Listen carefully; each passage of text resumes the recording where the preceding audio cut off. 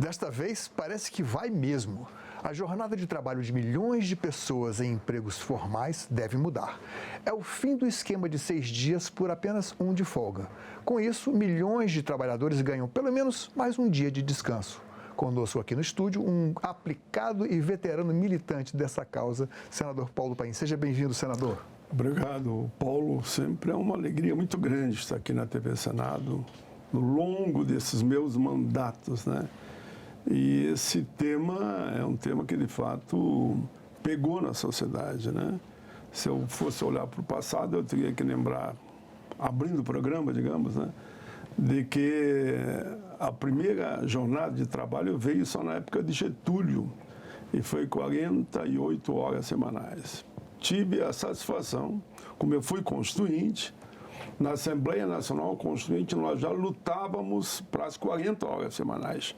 Não foi possível, mas aprovamos as 40 horas semanais. Tinha um time bom lá, né? Tinha Lula, tinha Olívio Dutra, eu cuidava desse capítulo da ordem social.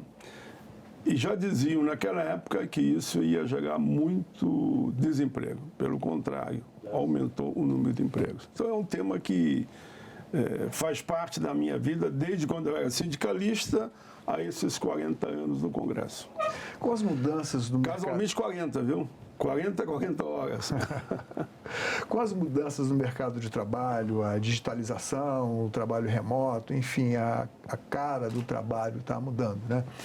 E o senhor acha que a luta agora tem sido mais difícil para trocar o esquema 6x1 para o esquema 5x2 no primeiro momento. Ou 4x3? 4x3 mais na frente. Essa luta é muito difícil. O senhor tem uma PEC que é do ano 2015, né? É a proposta mais antiga que está tramitando no Congresso Nacional, nas duas casas, é a PEC 148 de 2015, de minha autoria.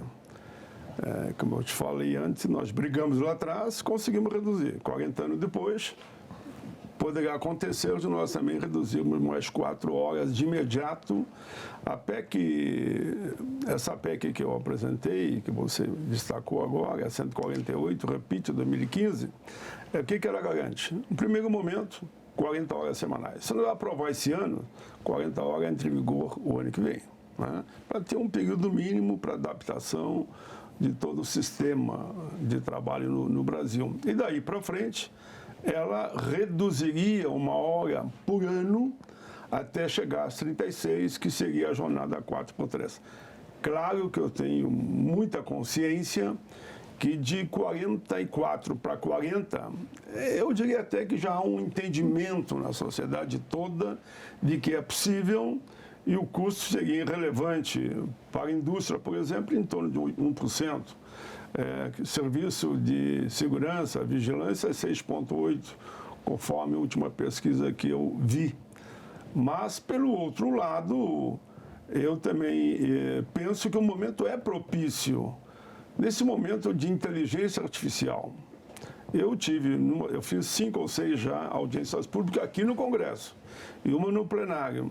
E teve um dos convidados que disse que com a inteligência artificial, ele foi convidado numa empresa e ele reduziu de 200 empregados, inteligência artificial, ele passou para 20.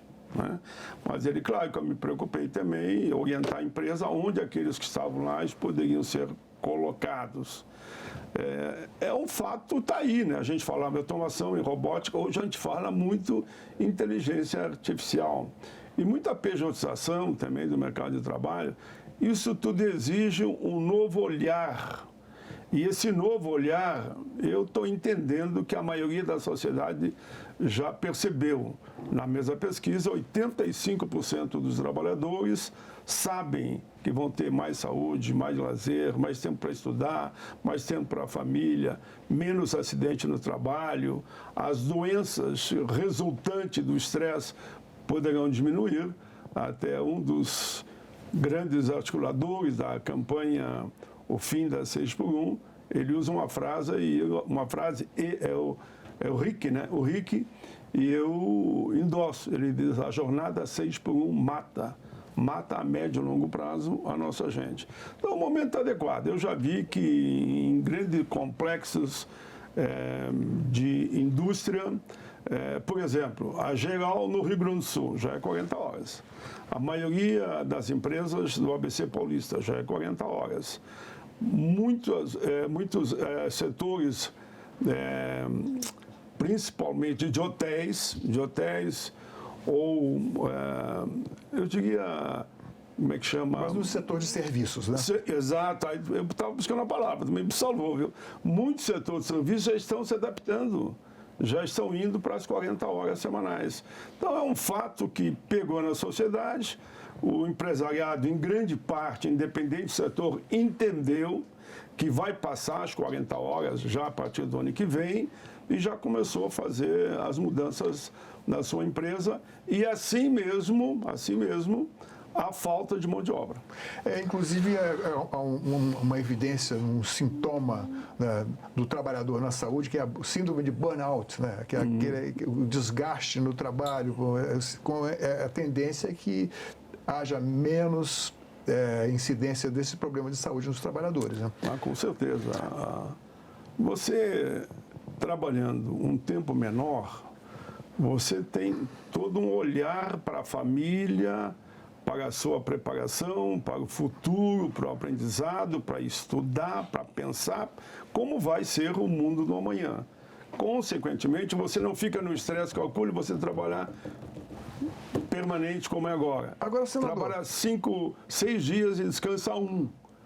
Chega um momento que as doenças mentais começam a fazer um grande mal para as pessoas. O presidente da Câmara, Hugo Mota, ele encaminhou para a CCJ, Comissão de Constituição e Justiça lá da Câmara dos Deputados, os 2 projetos são de autoria dos deputados do PT. O senhor, de alguma forma, fica melindrado Vamos só fazer que uma da Érica é do PSOL, o outro é do PT. Perdão. A Érica Hilton do PSOL e o do senador Reginaldo, do deputado, né? Deputado. Que é do PT.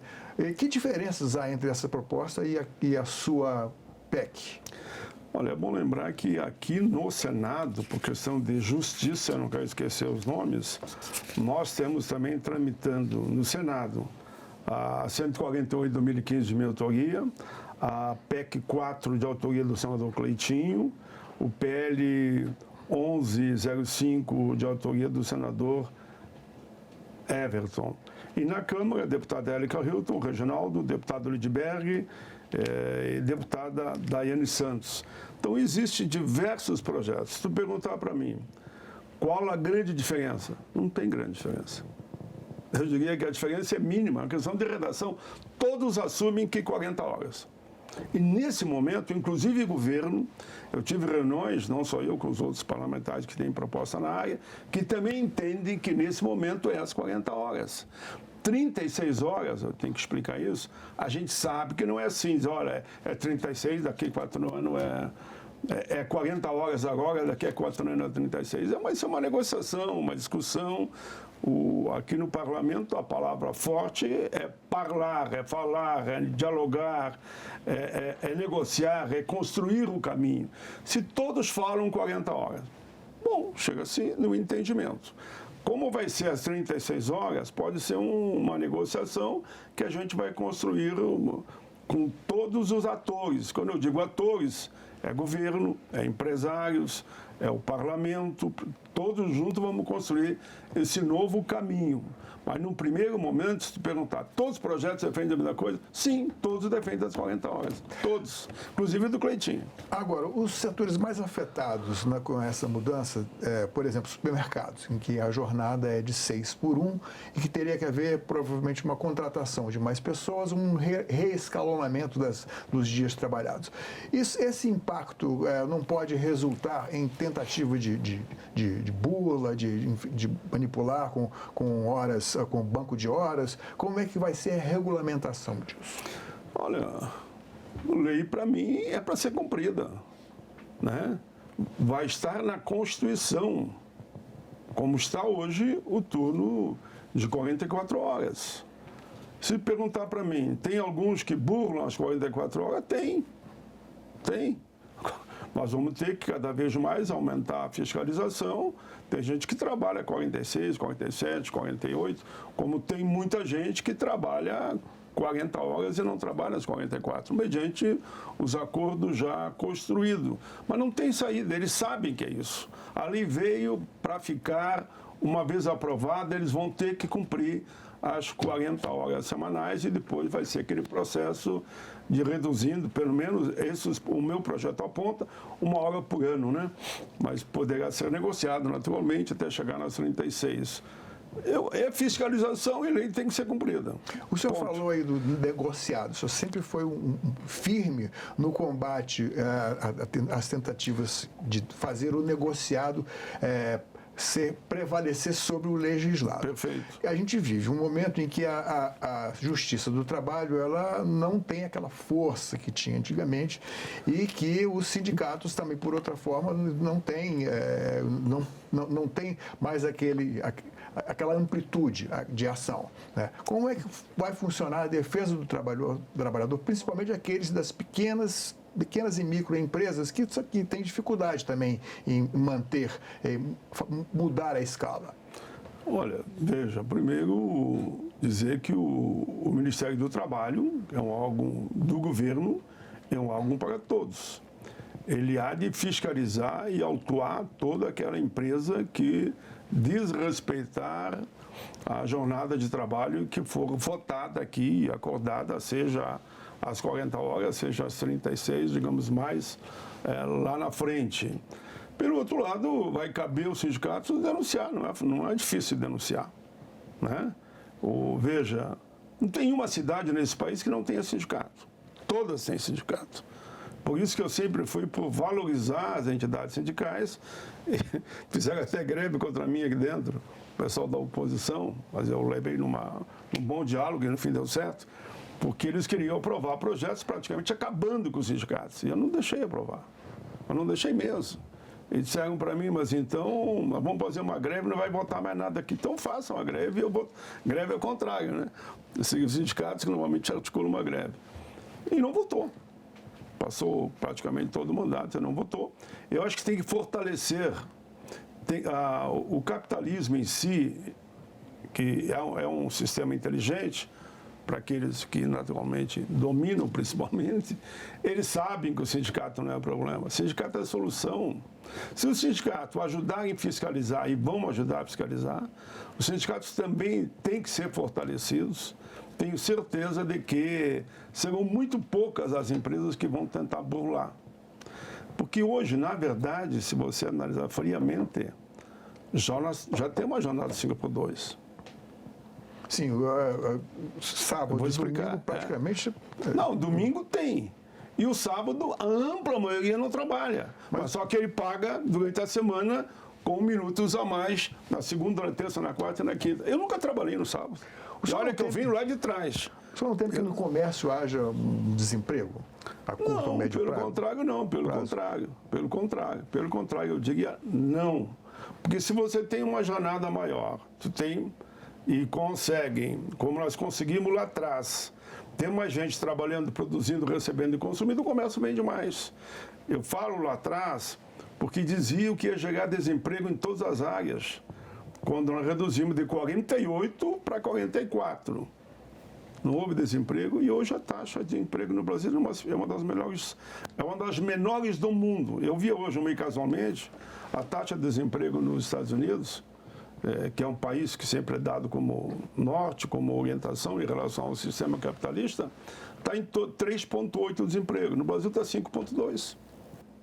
E o Brasil não é uma potência mundial como os Estados Unidos e como outros países da Ásia ou mesmo da Europa, né?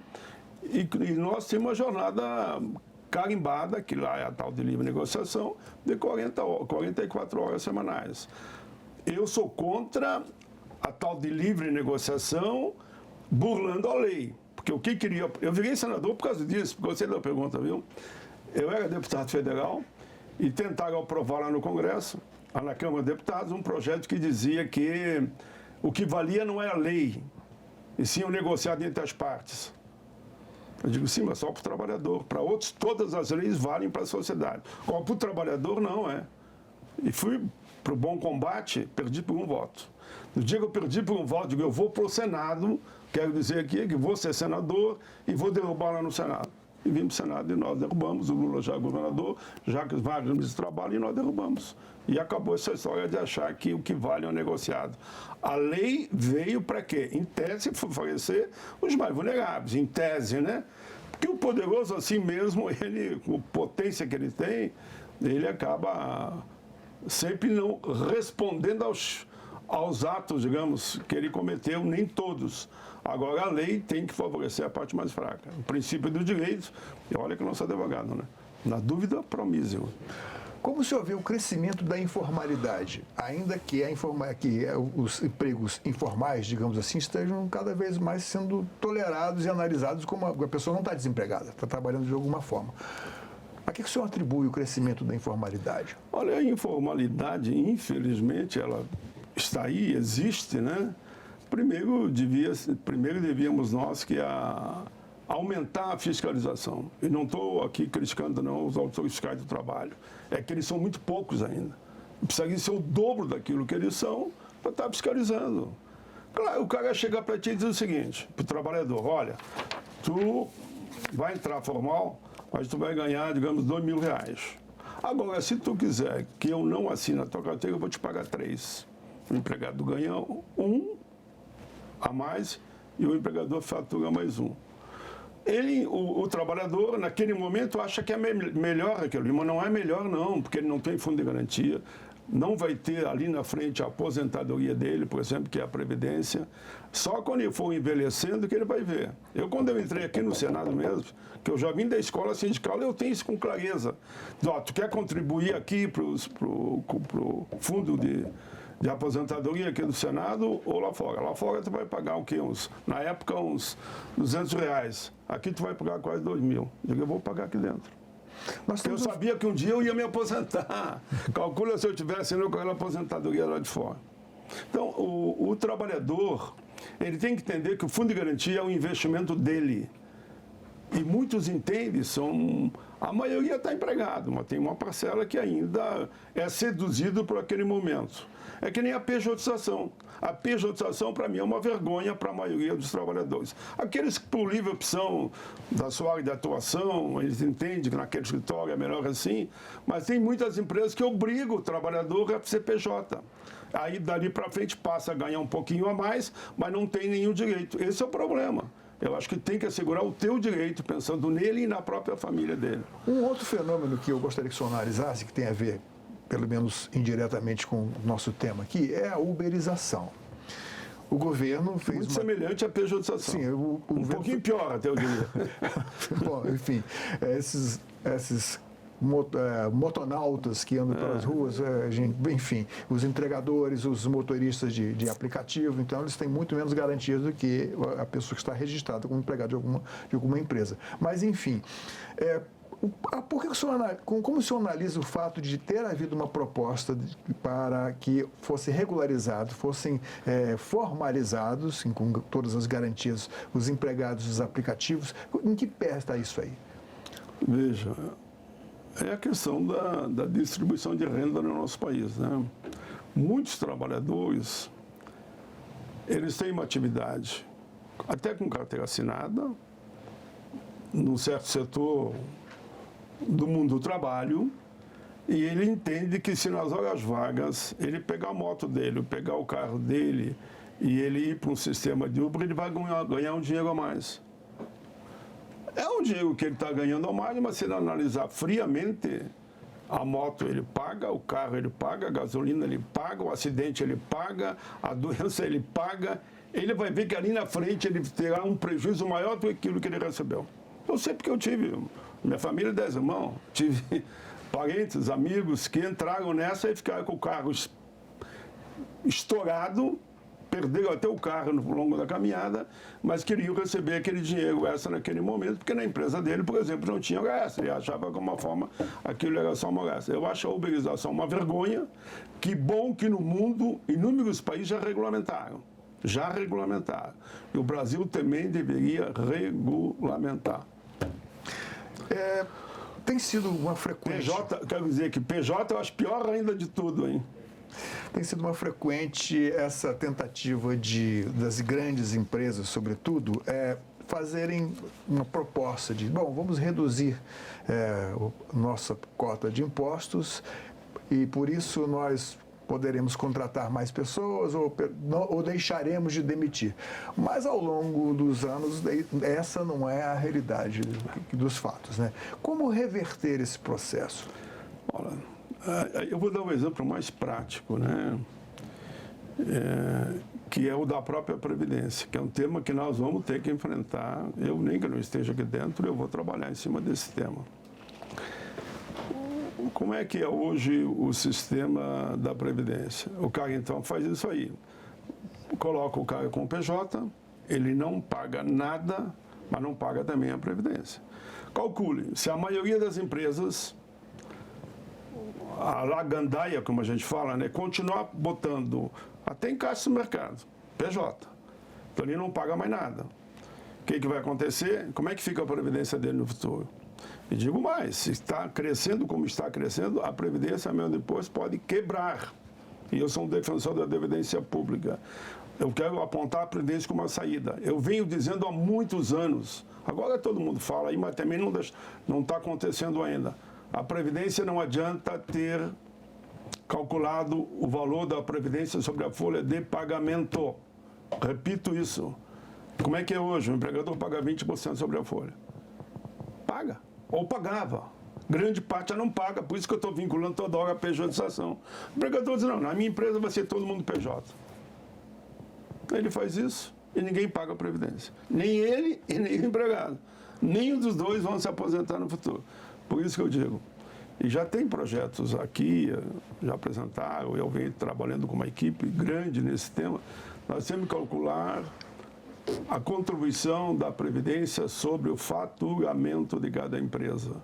Então, tem que ser 2%, 3%, uns falam que 1,5% resolve, mas achar o número adequado e não seja mais o pagamento sobre a folha de pagamento. O trabalhador, sim, ele quer ter carteira assinada, naturalmente, ele vai pagar um percentual sobre a folha. Aquilo vai ser a aposentadoria dele. Mas o empregador paga sobre faturamento, porque com a uberização e com a pejotização, os MEI também, vai cada vez mais enfraquecendo a Previdência. Eu venho falando isso há mais de 20 anos. O senhor toma essa liberdade de aqui comentar e gostaria de resolver esse problema resolvido antes de eu sair do Congresso. Sua PEC está lá há 11 anos. O senhor, desde 2015. Há mais de 40 anos o senhor está nessa luta aqui. Né? O senhor acha que realmente vai passar? Qual é a previsão que o senhor faz? Olha, vai ter que passar. E por que vai ter que passar? Tudo bem, nós esperamos de Getúlio a Constituinte, que eu fui Constituinte. Foram quase 40 anos também, para sair dos 48 para 44. Né? Na Constituinte aprovamos 44. E agora, passado 40 anos, chegou o momento. De novo, quase 40 anos vai passar. Não tem como não passar. A sociedade já assimilou, o mundo trabalha com a jornada 4x3, é 36 horas como um trabalho. Se quiser aqui eu falo, Alemanha, Espanha, Itália, Portugal, França. França já é 36, por exemplo, né? Os países europeus, a maioria já é 40 e 36. Aqui na América Latina, a maioria trabalha em torno das 40 horas. E outros caminhos já para 38, 36. É uma mudança mundial, não é só no Brasil. Nós temos até atrasado. Nós somos um dos últimos países do mundo que está caminhando para as 40 horas semanais. Os empresários que estão me ouvindo sabem disso. É bom para todos marcharmos, caminharmos em direção às 40 horas, aprovando esse ano. E depois vamos acertando, com o passar dos anos, como é que vamos chegar nas 36. Enquanto o mundo discute, aí sim o debate é profundo, nos países do nível do Brasil, eu estou dizendo, não estou pegando os países que são super pobres, né? Que aí lá nem trabalho não tem, em muitos desses países, né? Se o mundo todo caminha para 4x3, por que o Brasil não pode, nesse momento, aprovar a 5x2, que já é uma realidade? O impacto vai ser muito pequeno, porque já é praticamente uma realidade. É só uma questão de ajustarmos 40 horas a partir desse fim de ano e dali para frente reduzimos aos poucos para chegar a tão sonhada 4x3. Nenhum problema de autoria? Não, foi boa a pergunta, gostei da pergunta. Porque muitos me dizem, pô, mas a tua proposta é a mais antiga, então vem lá de trás brigando com isso e tal.